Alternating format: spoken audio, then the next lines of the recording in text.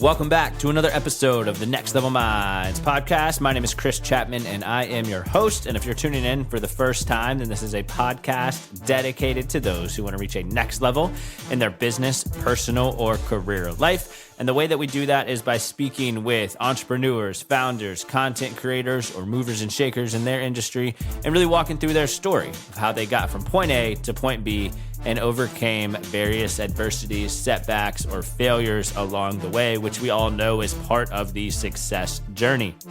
Before we dive into this week's episode, I just want to reiterate my main goal, which is to truly impact over 1 million people by helping them reach a next level.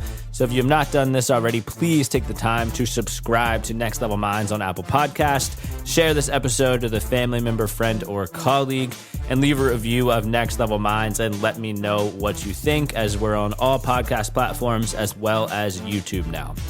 Now on to today's guest. I am sitting down with Chris Salerno.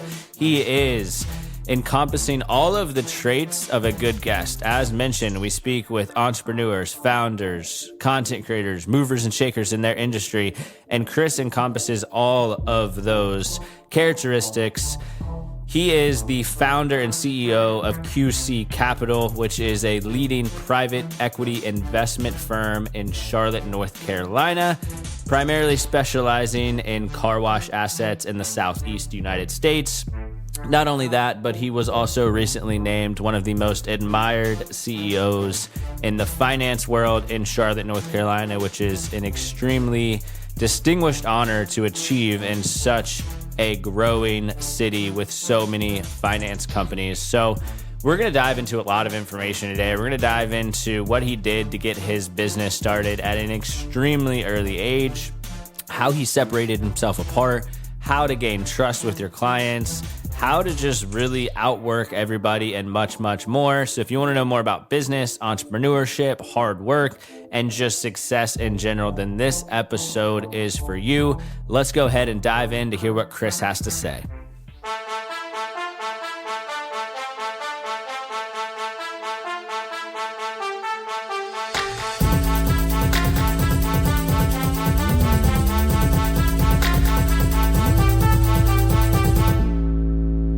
Chris, man, happy to have you on the show.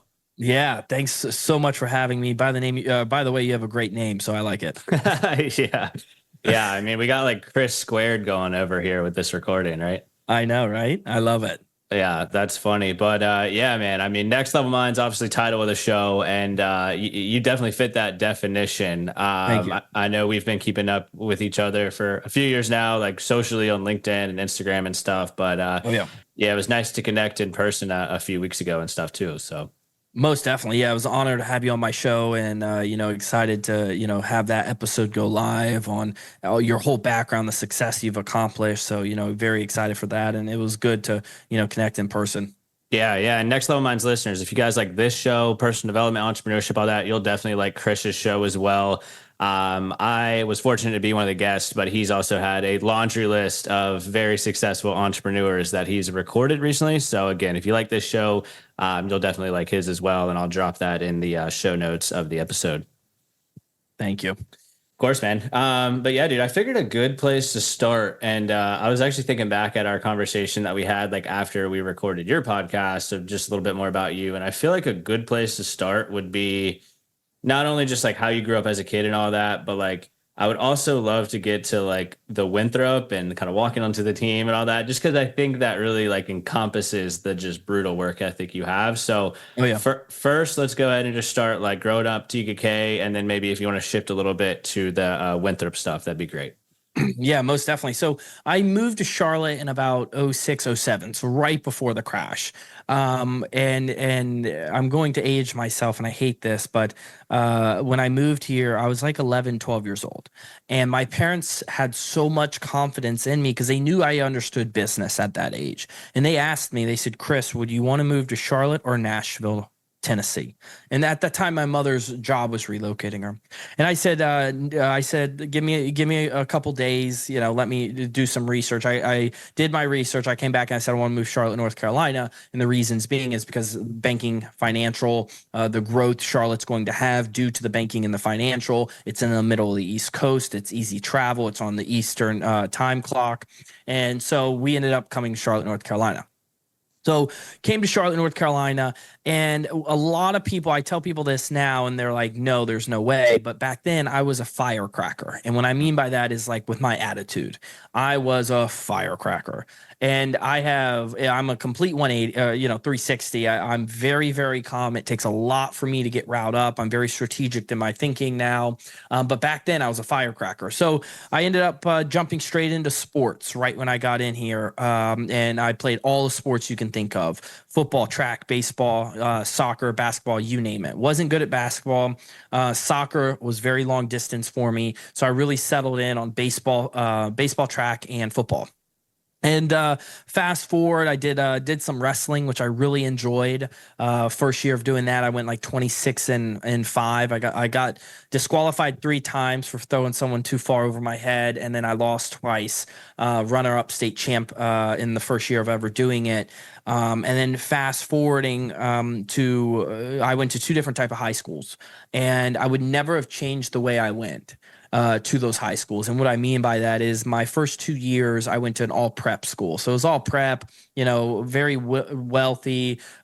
Kids drove around in, Audis and new cars, and their mom and dad handed things to them. Then my last 2 years, I transferred schools to play sports. My last 2 years, when I transferred, it was complete opposite. I was the only white kid on the football team, or starting on the football team. I was basically a minority at the school, which I loved because I made such great friends there. But I saw a different aspect of life: is you have to work hard to get what you want, and you got to grind. And I would never have changed the ways I went to school, because I really feel like that shaped me to who I am today, because I was surrounded with lions. And some of those guys went to go play in the NFL. But they were straight lions, and you had to have that type of mentality, especially in that school. I remember walking in for my first day of that school, and a kid started cussing the teacher out, and I just walked in, and I was like, whoa, I'm in a whole different environment. This is like the Hunger Games. One day that we had 16 fights before 12 o'clock. They had to shut down our school, send us home. Like, it was that wild. And so it really made my eyes open. So fast forward to the college days, one thing I like to do is take advantage of the opportunity that I see. So at that time, as a senior, you were able to get Fridays off if you toured a university. Well, the local university was Winthrop, was in Rock Hill. It was like 15 minutes from the school. So every Friday I would tour the university. And the reason why is because I would tour it for an hour and a half in the morning. I'd have the rest of the day to do whatever I wanted to do. So eventually I became friends with people on campus. I was in high school. They were inviting me to college parties. Eventually, I then, after becoming friends with some of the fraternity brothers, they said, hey, you run track. I should introduce you to a couple of the track guys. I said, I will love that. So then I ended up connecting with a couple of the track guys, and I was like, hey, what are you guys doing this weekend? You want to run? You want to train? They're like, let's do it. So I ended up going on the weekends while I was still in school training with them. Well, they were able to talk to the head coach and said, hey, we have a guy coming from Rock Hill. He's very quick, lots of potential, and I was able to walk on. So I started walking on, and where I succeeded at was quick, out of the blocks, short distance. So 60 meters out of the blocks, boom, I'm good. And so when it comes to the getting on, I had to compete with the guys who were full rides, and they were only 2 full rides. Track, you really didn't get that many full rides. So you had 2 full rides and then some partial. And when it came to the competing with them, a lot of times out of the block, I was killing them. So the first 5 meters, boom, I was out, and I was gaining on them. And coach started seeing that, so she started, getting on those guys. Look, Chris is competing. Chris is competing. And fast forward. Meanwhile, as a student athlete, you're going to school, you're going to study hall, you're working out in the gym 4 hours a day, then you're going on the track, another couple hours a day. It's a lot. And that coach, rain, shine, snow, sleet, you name it, we're on that field. There's no if and or buts. We are on that field. So it was a lot. And then on top of that, I worked in the evenings. And so I came across an opportunity at our local amusement park called Carowinds, now owned by Cedar Fair. And I believe Cedar Fair just bought Six Flags. And so I worked there for quite a while throughout high school. Now I'm in college and I work there. And going around the amusement park, I realized, I was like, wow, Carowinds is lacking snow cones. And funny enough, snow cones are a very high profit margin because all it is sugar water and ice. That's it. And so I realized that. And so I said, okay, I'm going to pitch the whole board of Carowinds my snow cone idea. It was like walking into Shark Tank, but instead of 4 people, there was like 8 people. So it was like double. And then I walked in with a suit on, and I knew that was the biggest mistake. I should have walked in with a polo because I'm selling snow cones. It wasn't anything big. And I pitched them the idea. Well, they ended up loving the idea. However, at that time, this is where I learned business very well. They kicked me aside and they did it themselves. And now they have snow codes in every 13 of their parks. I don't know if I'm sure they've opened them up in Six Flags if they bought Six Flags. I thought I saw something about that. But now they have snow cones in all of their parks. And so that was really my eye-opening business experience. But before I even approached that, I'm the type of person to jump all in. Yeah. So I sat down with my coach and I said, look, I called a meeting with her, and she called a meeting to give me a partial ride scholarship, but I called a meeting to let her know I'm dropping out. And I ended up dropping out to pursue the snow cone. That obviously didn't go well. So then I worked two jobs at that time. And then I got into real estate, and boom, I shot off in the brokerage industry. Yeah, dude, I love all that. And I think like it encompasses like obviously number one, your work ethic. I think number two, being able to look for opportunities, which I know like we'll touch on throughout this podcast.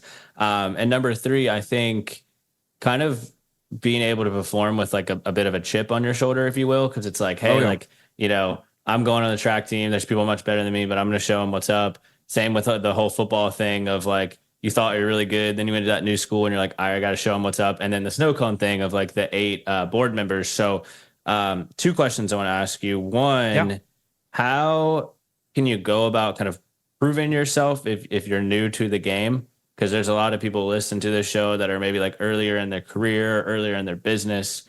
What are some things that they can do to kind of prove to them, the people out there, like, hey, like I'm a hard worker, I can get it done, when they're just getting started, I love that. At the end of the day, no one cares. No one cares about you, what you're doing. And what you really have to do is have your head down, in my opinion. And you got to work in silence. Just let your actions speak loud.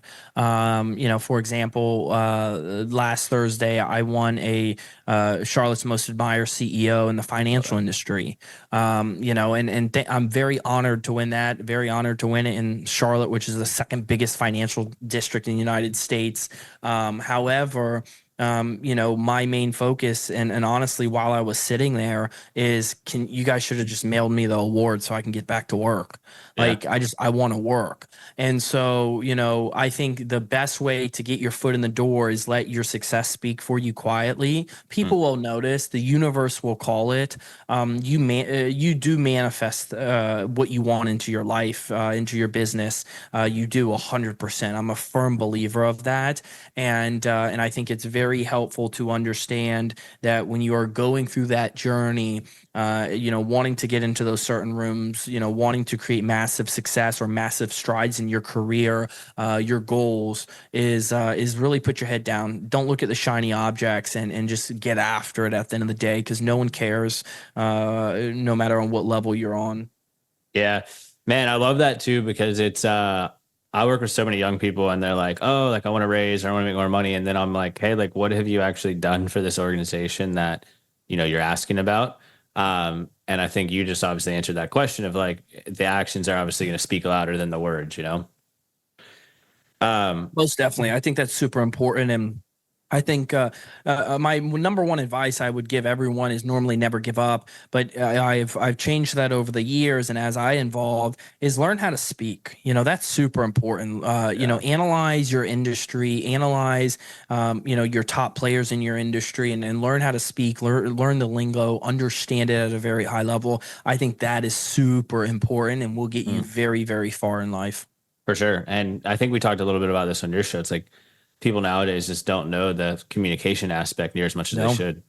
Oh, they So don't. It's unbelievable. They don't know how to communicate. They don't know proper communication and how to speak. I mean, think of you being in a courtroom. If you say one word, that one word can jeopardize yeah, you and what you are trying to portray and do. And that's how you should be very careful on how you analyze your words and what you say. At the end of the day, I think it's super important. yeah, definitely.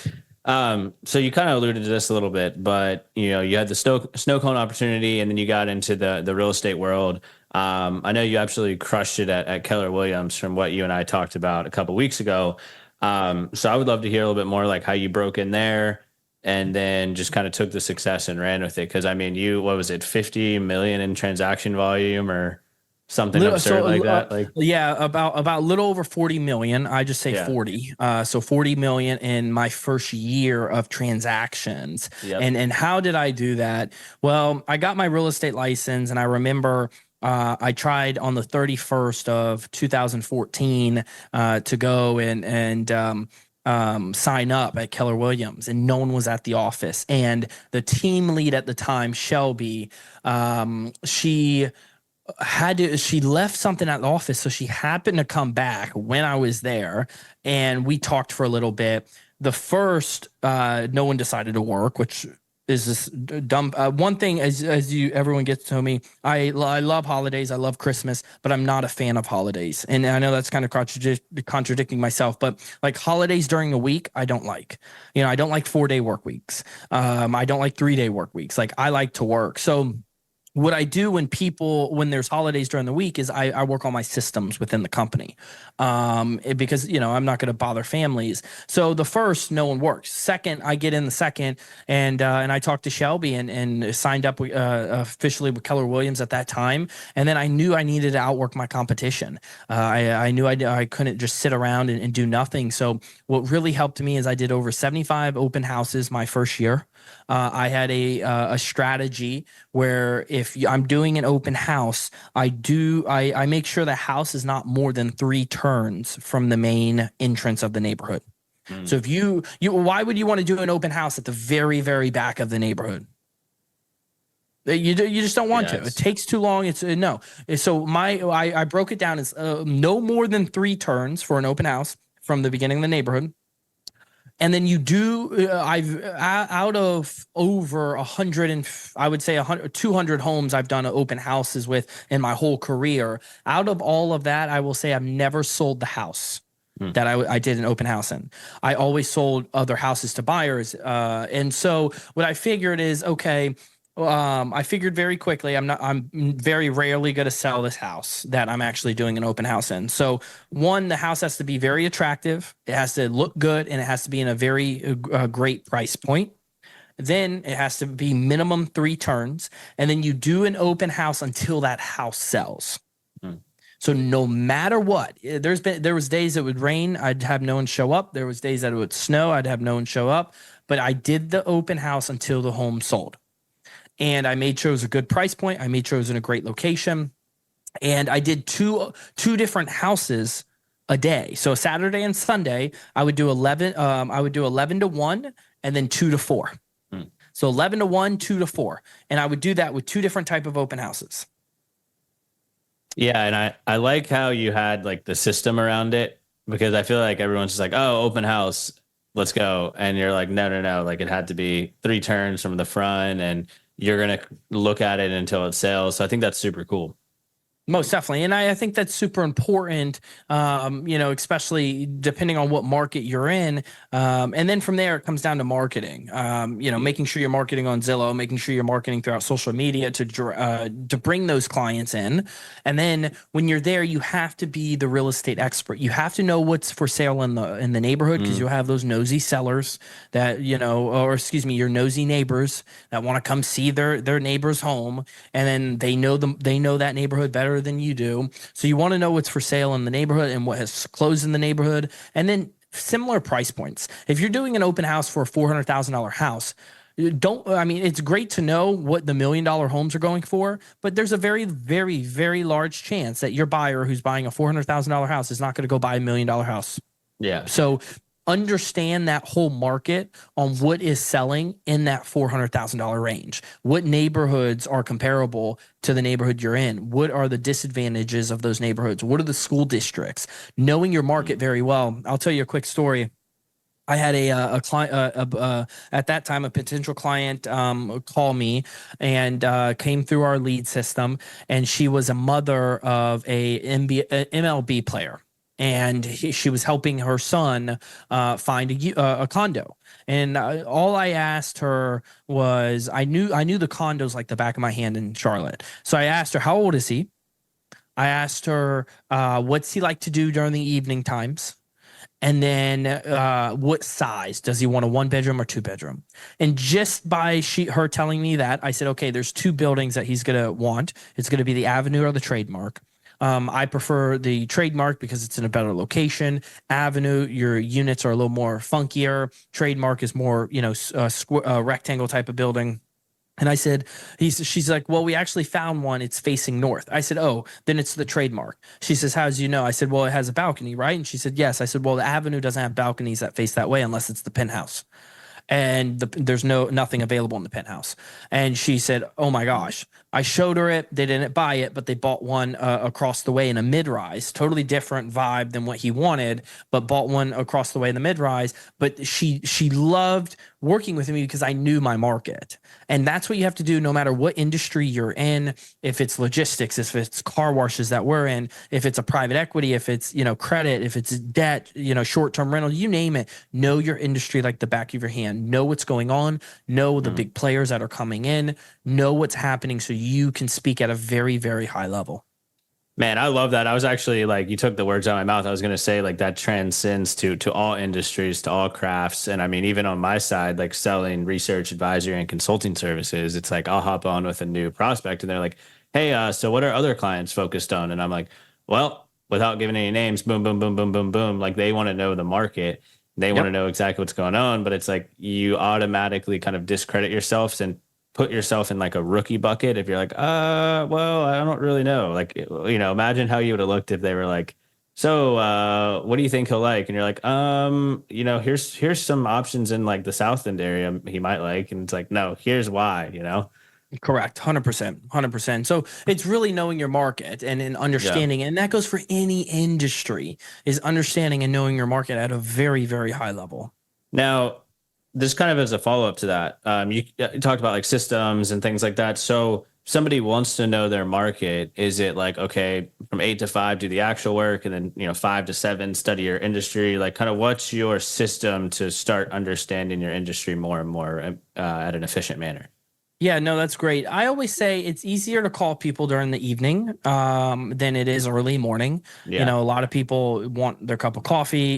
They want to do their rituals in the morning. So it's a lot easier calling in the afternoon. I found that, during the evening times and all the way up until 8 o'clock in the evening. And then knowing what I do to even excel is I type in their area code. And if their area code's on the West Coast, boom, I'm calling you at 8 to 12 midnight. I'm calling you because you're on the West Coast. I can talk to you. And so I figured that out quickly. But I think the really big thing is yes, time block super important. So I would always wake up. First thing I like to do is meditate. And then after that, market knowledge. What's going on? What's new? What's happening? What's, going off? What's popping? And then getting a great understanding on that market so I can speak on that at a very high level throughout the day. I As everyone gets to know me and follow me on social media, I don't sleep much. My mind is always going, and I love what I do. So I do have a lot of time with some market knowledge with reading. I think it's super important. I think Warren Buffett even says something like that in his documentary, where he's reading 5 6 hours a day. Yeah. Because he's reading on companies, what they're doing, how they're performing, where they're going, acquisitions, you name it. So I think time block what you feel comfortable with, but I like to do it early in the morning. Yeah, man, I like that a lot. That reminds me of like one of my first sales jobs out of school. They had like A time, which was basically like client meetings, prospecting, anything from a client perspective, and then B time, which was like market knowledge, learning what's going on. And you would always do that like before 9 a.m. or after. In that case, like 5 p.m. because we were calling corporations. No one's really answering much after like 5:30, 6 p.m. from a business perspective because we were just calling like the HQ line, right? But I was like, that helped me nowadays because I'm like, okay, I'm going to focus at this time block for these income producing activities and this time block for more of like the kind of the back end stuff of like, all right, let's learn more about podcasting or let's watch something on X, Y, and Z. So I like how you've kind of broken that down as well. It's pretty cool. Speaking of a next level, I want to introduce you to Magic Mind, which is the world's first mental performance shot.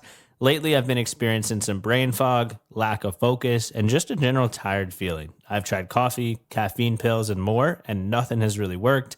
I thankfully got introduced to Magic Mind, and it's been keeping me at a next level ever since. It's got all of these natural ingredients in it, like matcha, which gives you energy, adaptogens, which helps you relax, honey, which keeps you positive and happy, nootropics, which help with your focus, and my favorite is the L-theanine in matcha because it really helps with your focus and attention span. And being somebody of ADD, trust me, I like an increased focus and an increased attention span. I've been taking it for a month and I can tell a massive difference in my productivity. I'm more focused, my attention's better, and I've really just seen a general increase in my overall cognitive function. I have a discount code to share with the listeners of Next Level Minds, and that discount code is Next Level Minds with no spaces. To use it, go to magicmind.co, go to the checkout, and enter in Next Level Minds, no spaces, to get a discount off of your order today. Now let's jump back into today's episode. So diving into QC Capital, thought this is a super cool story you told me of like driving that guy around and learning from him and like, man, that's so cool. I've actually been thinking about that ever since you told me. So I would love if you could like take that little nugget and run with it so that the listeners know what the heck I'm talking about when I say driving someone around in a car. Most definitely. So we have an internship program at QC, and what essentially and where this is all going back is that with the internship, it was shocking to me that a lot of these interns want 60, 70, $80,000 as a damn internship, and they have zero experience or sophomore, junior in college, and they think they know it all. It is remarkable. And what I tell these kids is that yes, I understand you have to trade some type of currency because you got to pay bills. I understand that. However, what you are not understanding is that you are gaining knowledge, and if you turn that knowledge in and take action with that knowledge, you can actually make more than what you want to request. And what I recommend to everybody, and what I have done earlier to jumpstart my career, is there was a local operator, or he lived an hour and a half away. And I said, look, wherever you want to go, I will be your private chauffeur. I had a Cadillac Escalade. So, he liked that. It looked good. And, when I would drive him around. So I'd drive him around in this Cadillac Escalade. I'd drive down to Columbia. I would chauffeur him wherever. I drove him out to Atlanta. My only stipulations was I can go to the meetings that you're going to. I won't say a word. I can listen to you and ask questions. And he said, okay. And so that's what I did. I drove him around everywhere as his private chauffeur. And the reason why is because I wanted to gain the knowledge. I wanted to hear, how was he speaking? What was he saying? How is he wording his sentences? What is his strategies? And that is what really helped me jumpstart my career in such a short period of time. Yeah, man. And I think a couple of things like stuck out to me. Number one is like that you were just willing to do the work for just the knowledge and kind of getting past that aspect of like, oh, I deserve this much. I deserve this much. Like, no, you don't. You're very early on in the game. And then I also think from this guy's perspective, it's like he probably saw that differentiator of like, okay, this guy really wants to learn if he's willing to like drive me around, drive an hour and a half and keep driving me around all these meetings. So I really like that. Yeah, no, and I think it's super important to understand that, I'm not trading my time for currency. I'm trading it for For knowledge. knowledge. Yeah. And I gave that knowledge and took it to action, which a lot of people don't do, but that's what people should do. Yeah. Yeah, absolutely. And so how did you find this individual? Because that's a question I always get of like, how do I find somebody that I can learn from? Yeah, I think really searching LinkedIn. LinkedIn's a Yeah. powerful tool. Searching LinkedIn first. Okay, where are you located geographically? What is your type of interest? What do you do? Mm. You can start off with mutual connections. That's the best thing because you can name drop. But if you don't have any mutual connections, make sure that box is not checked. But start on LinkedIn. Find out who's in your industry, what do they do, and see whatever you can add value. I get questions so many times. Hey, Chris, I'm an intern, or hey, I'm graduating and I'd like to get in finance. Can I buy you a cup of coffee? Can I buy you lunch? Can I buy you dinner? Can I, just take 5 minutes of your time? Those are the wrong questions to ask. I had a gentleman today. There's a call that I had earlier this morning. He initially came through my Instagram and asked if he could buy me coffee and take me out for coffee. And I said, no, I can do a 15-minute call with you. And I vet them now. I vet the calls through LinkedIn, through my research before I'll have a call with you. But I think it's super important to understand your time and understand where to use it wisely. Be okay and be comfortable with saying no. You have to. You have to be okay and be comfortable with saying no. And so there's a lot of times that I say no, but when you are a young adult, successful, going to be successful entrepreneur, don't ask, hey, can I buy you a cup of coffee? I don't need you to pay $7 for my time. I'm on my eighth cup of coffee. How's your coffee going to be more special than my 8 already cups? Right. So don't say that. The best thing to do is look at their social media, understand what they do, see what you can do to provide a service to them at no cost. Don't sell them a service. Provide them a service at no cost. If that means you're going to chauffeur them around, if that means you're going to work for them and do some sort of task, if you see that they're hiring, cool, hey, I'll work for you for free, period. You have to struggle throughout your journey, and if you don't want to struggle, I'm sorry, you're not going to be successful, because that's not the way the universe works. The universe will make you struggle to get to where you want to be. The farther you want and the more success you want, the harder it is it's going to be. The longer the journey, the harder the journey will be, the more pressure, the more stress you're going to have on that journey to reach your goals. Depending on how high your goals are, you're going to have a very struggling journey, and you need to be able to embrace it, accept it, or you'll break. And hey, those goals are not for you. But I do heavily believe in the universe, and that the universe repays you in that sort of aspect. Dude, no doubt, man. And I think having that mentality of like, it's going to be hard, there's going to be struggles, there's going to be setbacks, kind of knowing that going in a bit makes it, and I'm using this word lightly, like fairly easier to digest, because you're like, okay, this is part of the process, it's part of the process. Yep. Versus going in like most people do now of like, it's going to be so easy, I can just get rich overnight. It's like, dude, no. Like you're going to go through hell and back to have a chance at making 100%. And study patience. Patience is super important. And God will guide you in certain ways that you may not look. And when you look at those ways, and what I mean is when you look back and you're like, why am I going through this? That's the wrong answer. It's what am I needing to be taught? Yeah. There's certain circumstances I'm going through on the personal front. And I saw that. I questioned myself. I'm like, why am I going through this? Like, God, the universe, why am I going through this? And then I said, oh, because you're trying to teach me patience. That's what it is. I said, oh, when I figured it out, I was like, oh, I got you. All right, I got you. Now I understand you're trying to teach me patience. And so you have to embrace it in that aspect of it and do the studying. I've studied all the top billionaires out there. Do the studying. They've all gained success in that 10-year. At that 10-year mark, it's a special number, but they've all gained success. They stayed consistent, they had patience, and they all gained that really huge jump, that success in that 10-year mark. I love that, man. I want to start this too. QC Capital, I think you told me you started at what, like 23, 24 years old, right? That was 20. Wow. Yeah, I was 23. Yeah, just turned 24. Yeah, you're right. Wow. Yeah. Time flies. Yeah. Yeah. So obviously not asking that to age yourself or anything, but I'm asking that in the lens of how did you kind of get past that mentality of like, I'm young, I can't do this, like, or did that just come from like the whole like I'm gonna soak up as much information, you know?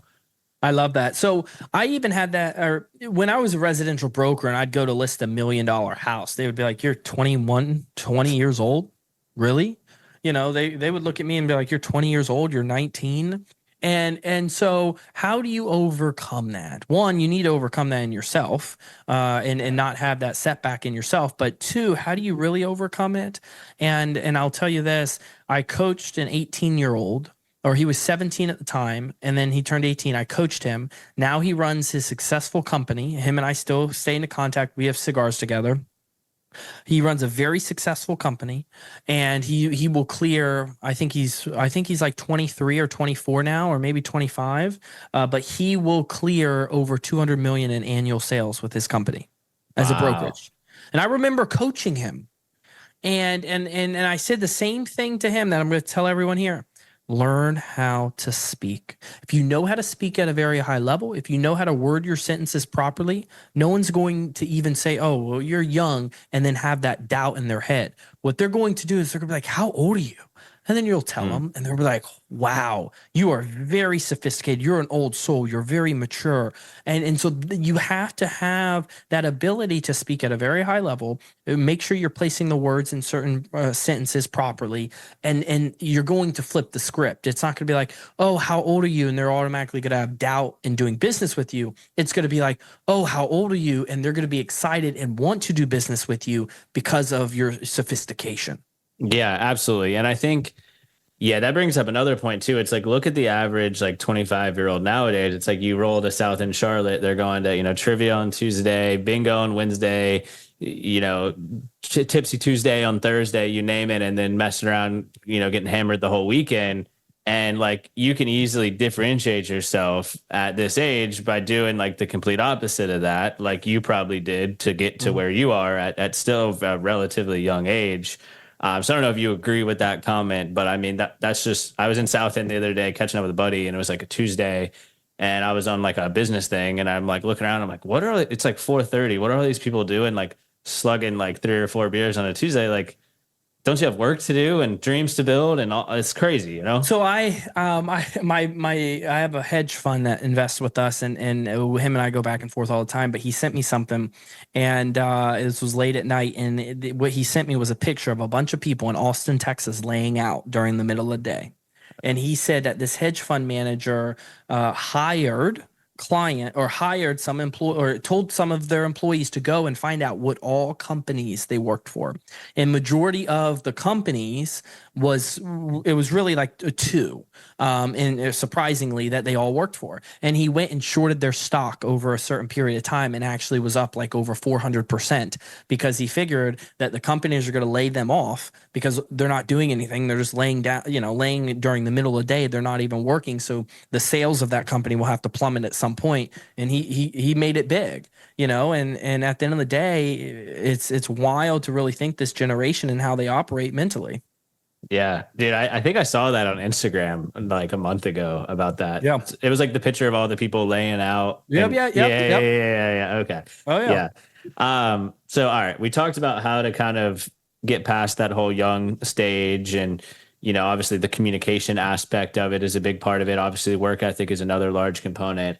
When it comes to gaining trust with your clients, and I know you work with clients day in and day out, probably were on a phone call right before we hopped on this, right? I So was. That's why I how, was late. yeah, hey, better late than never. And you're only what, 5 minutes, so not a big deal. But how did you go about gaining trust again at that early age? Piggybacking off that other question a little bit It, too. it goes back to market knowledge, knowing your market Yeah. knowledge, and how to speak. I mean, I love your name because I can't forget it, Chris. When you speak to someone and you don't hear the confidence in themselves, or if they don't even have confidence in their product that they have, or the product knowledge, you can hear the doubt. And when you hear the doubt, it makes you cause doubt. And so the biggest thing is to make sure you speak very confidently. You take out your ums. You Yeah. really speak very confidently. Understand your sentences. Understand word placements. And when you do that at a very high level, and then you tack on market knowledge, and then your tone of voice on how you change your tone of voice, you're going to be able to build that trust and rapport over time. Now, knock on wood, hopefully you'll have me on later in this year, and I'll tell you some of our successes that we've had this week. I don't want to say anything just yet, but we can talk on the next episode. But it all comes from having that market knowledge, that tone of voice to build that trust in those relationships. And then after that, you have to execute. Once you have those investors or those clients in, you have to execute. If you don't execute, it all goes away. And there's a lot of issues going on in the market environment right now that are out of everyone's control. However, what you can control, make sure you control it at a very high level, because that's what's going to build that trust even stronger amongst your clients. And that's how it's going to grow even larger. Yeah. Yeah, man. I like that you just pointed right back to the market knowledge and especially the communication aspect. And what's unique about those two things is like both of them you can control. You can control the market knowledge that you want to learn. And over time, maybe you're not the best speaker or communicator at this moment, but there's books, there's podcasts, there's YouTube videos, there's coaches. Hell, you can practice with yourself of just, let's say you're talking to a potential client, record Yep. yourself speaking, go back and watch it just like you would record yourself like swinging a golf club or working out, same type of thing, and perfecting that 100%. craft. We all have the same 24 hours in the day. So I don't want to hear Yeah. anyone that says or complains or acts like a victim that they don't have enough time in the day to do what they want to do. We all have the same 24 hours in the day. So it's going to come up to you to being able to operate those 24 hours and being most efficient with those 24 hours, because I think it's super important. With today's society, I will say I treat business like the Hunger Games, and we talked about this before we went live. I am a heat-seeking missile. I do not need sleep. I can operate. I've done this before. I can operate on 36 hours with no sleep whatsoever and still operate at a very high level. I've done it before. Do I choose to do that? No, I don't choose to do that. I choose to have my 5 to 6 hours of sleep a night. But I know I can do that. And I know how to operate with my mindset that way. So creating that David Goggins, which if you don't know him, research him. He's a phenomenal individual, a phenomenal motivational speaker, and a great story that he has. However, get that type of mindset. You can build that type of mindset. It comes down to you in learning how to say no to stuff that is going to soak up your time. And if you think right now where you are at in life, a lot of people want your time. Wait till you become a little more successful. Wait till you have a little more money. You're going to even have more individuals that are going to want to soak your time up. And you have to say no. The girl who I'm dating right now, I say no to her a lot. I say no to her a lot. She understands my 3 pillars in life. It's business, my son, health, her. She's fourth. And she understands that. And that's just my life. And that's my life so I can operate at a very high level. And thankfully, I take care of her, she takes care of me. She's happy with it. And also what I like is that she understands it because her father and her grandfather run very large hedge funds. So she comes from that family already, that type of work ethic, which is very helpful. But it's super important to create that mindset, learn how to say no, and learn how to time block and use your time wisely. Yeah, man. And to that point too, I think it's whether you're in a relationship with somebody or just a friendship, I think it's kind of setting those parameters of like, hey, this is how I run my life, and feel free to come with me, but not like not faulting to those, not being like, well, I'm gonna maybe drop this because this person. It's like, no, you stick to those pillars, whatever they are for your life. Stay consistent. And look, if you are looking to lose weight, if you're looking to get fit in the gym, you are not going to go to the gym for an hour, come home, take a shower, look in the mirror and say, wow, I have a 12 pack. I'm ripped. I can, I look good. I feel good, and so it takes time. It takes consistency every single day. Even if you're walking, a mile in your neighborhood, do some sort of activity, some sort of workout, and it's going to take you 2, 3, 4 years to look the way you truly want to look. And that's the same thing in business. That's the same thing with your mindset. It takes time, and you have to stay consistent with it. For sure, man. So The last thing I want to ask you about the QC Capital stuff is I know obviously you guys used to be heavily involved in the multifamily space. Obviously, you guys shifted a bit to the car washes. So, would love to hear kind of number one, how to recognize when you should shift in your business, and then maybe a couple things that you can publicly share to some of the listeners that y'all are working on right now. Yeah, most definitely. This is great. In 2022, I really sat down with the team and I said, "There's no way that the market's going to be able to do $300 to $500 rent bumps. Like that is crazy." I remember looking at deals and they're like, "Yeah, we're going to get 650," and I'm like, "What?" Like, there's just no way. Like that can't be sustained. You can't keep that long term. You can't keep that consistent. Something's going to bust, and so sold off about 200 million worth of real estate in 2022, give or take. And I said, okay, something's going to hit big. And I called it early January. We had an office space. We were paying like 6,000 a month for office space. I called them and I negotiated into my lease like a 90-day carve out. I can give them 90-day notice and I'm done. So I gave them 90-day notice. I'm like, I'm done. Everyone, we're going remote. Because I saw where the market was going. So I was like, okay, I need to cut down certain expenses. We're going remote. We do that very successfully now through Google Meets and everything. Our team loves it. They're traveling and they're working even harder, which is great. But I noticed that. And then so I said from there, I said, okay, our investors want cash flow and they want tax benefits. How do we give them cash flow and tax benefits? I looked at every single asset class and it's very difficult to pivot. I've realized through multiple business ventures I've done, and some successful, some not successful, is that it takes about a year to really get in the market, get engaged. It takes about a year to really, start going into it. And it took us about a year, little over a year, I would say about a year and a couple months to really dive deep into it. But it was through thorough research on all asset classes. And it even broke down, saturation of private equity versus, mom and pops, all of that, numbers of how many, where are they going, where's the growth in the industry, and I landed on the car wash sector. Car wash sector is very, very large. It's growing substantially. Everyone has a car. A lot more people have older cars, so they're taking care of their car because your average car payment's $1,000 a month, which is wild. Wow. So yeah, it's like $950 to $1,000 a month. My insurance on my car doubled, and I called my guy up. I said, literally, it doubled. Why? Labor's expensive, parts are expensive, inflation. I said, this is crazy. Like I haven't had a ticket for my whole life, and it just doubled. And I was like, this is wild.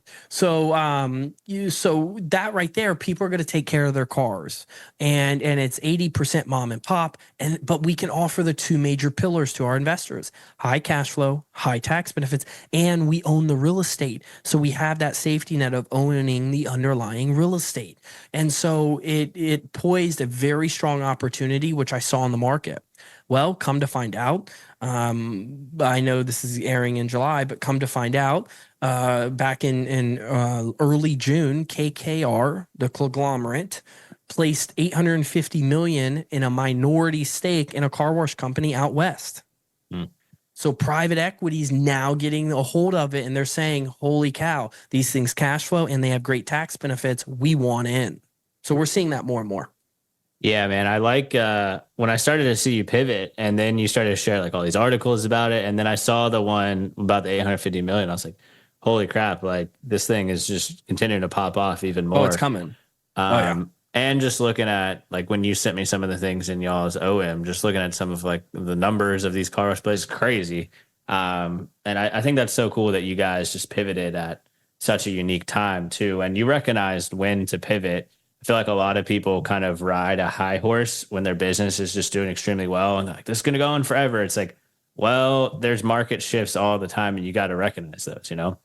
100%. And I've noticed this too, is I've had some young teammates and, I call them teammates because all of the individuals we hire are athletes or previous athletes. I will not hire someone who does not have a collegiate level, athletic background.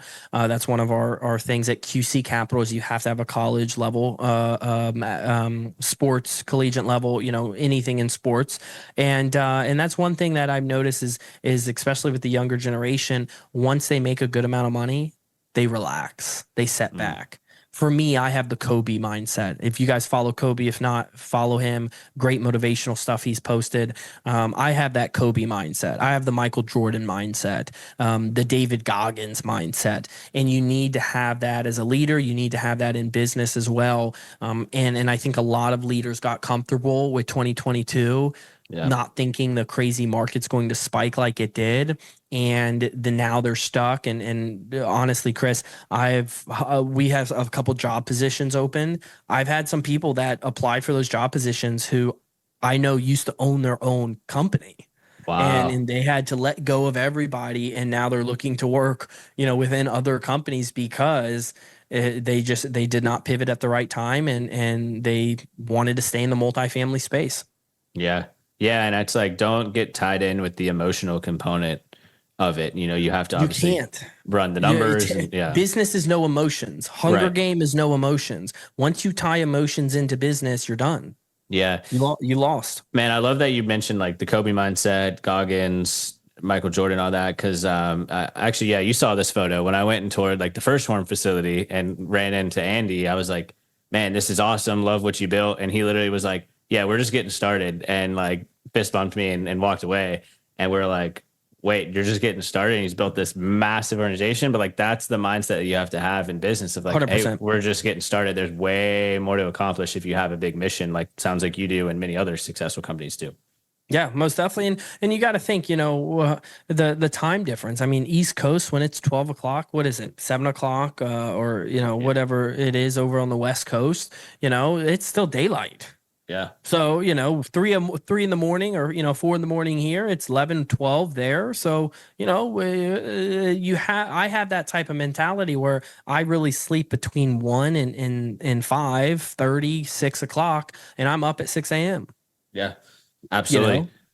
Yeah, I love that. And that's obviously what it's going to take to get 100%. Behind the large mission that you guys are trying to accomplish right now, especially with a big pivot going on. So 100%. Yep. Man, I want to leave you with this as we're starting to close up here. You obviously touched on a lot of great advice for people of all different ages and circumstances. But if you could go back to 21, 22-year-old Chris, is there anything that maybe you would change or do differently that you can leave as a suggestion for any of the listeners out there? 100%. Learn how to raise capital, especially if you're in the private equity space. Master the art of raising capital. If you cannot master the art of raising capital, and that's actually a good book. I'm going to write that. Thanks, Chris. I'm going to write that. Master the art of raising capital. I think it's super important to do that, and that right there will be able to grow a large business. Everyone needs capital in good and bad times, no matter what. Good and bad times, everyone still needs capital. So if you can master the art of raising capital, you're going to be a very, very successful individual. Yeah, and I imagine one of the ways to master that is going back to the whole communication approach that we touched on about 20 minutes ago is one small component. 100%. 100%. Yep. Being transparent, our investors know I'm very transparent, very blunt. Being transparent, very blunt, building long-term relationships helps tremendously. So where can people connect with you?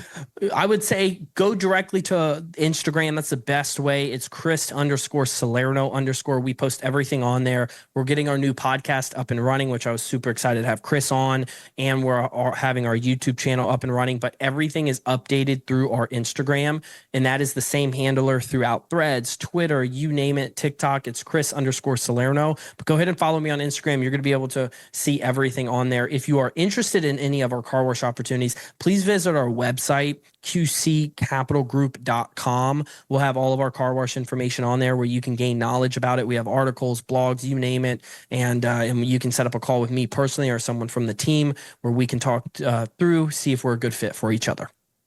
Right on, brother. When's the podcast coming out? I anticipate the podcast probably to come out end of July or early August of 2024. We're building up all of the content, and we're just going to saturate all social media, Twitter, Threads, TikTok, you name it, Instagram, YouTube. We're going to saturate it all at once. So I'm excited for it. Yeah, absolutely, man. Well, hey, man, thanks again for hopping on the show. I love the conversation. Most definitely. Let's stay in touch, my friend. Well, that's it, everyone. Thanks again for taking the time to tune into this week's episode of Next Level Minds. Be sure to connect with Chris. His social media links will be in the show notes, as well as his website, QC Capital. I personally got a lot out of that episode when it comes to work ethic, when it comes to trust, when it comes to communication, and a whole lot more. So I hope you go back and listen and take some notes if you have not done so already. Other than that, thanks again for listening to Next Level Minds. Keep sharing the show, and I hope everyone has a fantastic week ahead.